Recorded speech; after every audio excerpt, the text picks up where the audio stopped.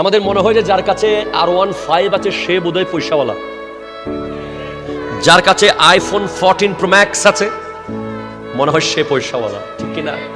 যার কাছে চিটাং শহরে একটা বাড়ি আছে তাকে আমরা পয়সাওয়ালা মনে করি, যে একটা গাড়ি হাঁকিয়ে আসে তাকে আমরা পয়সাওয়ালা মনে করি, যার গ্রামে একটা 3তলা বাড়ি আছে, বছরে বছরে যাকাত দেয়, কোরবানির সময় বড় বড় গরু কিনে, মনে করি সে পয়সাওয়ালা।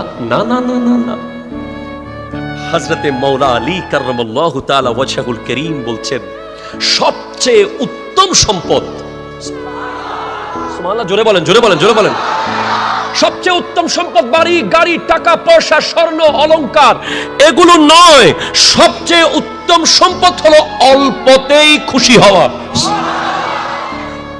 অল্পতে কি হওয়া? খুশি হওয়া। আপনার ঘরে আছে পান্তা ভাত আর কাঁচামরিচ, এতে আপনি এনজয় করছেন, আজকে পান্তা ভাত দিয়ে কাঁচামরিচ লবণ দিয়ে খাবো, আলহামদুলিল্লাহ, খুব খুশি, আপনি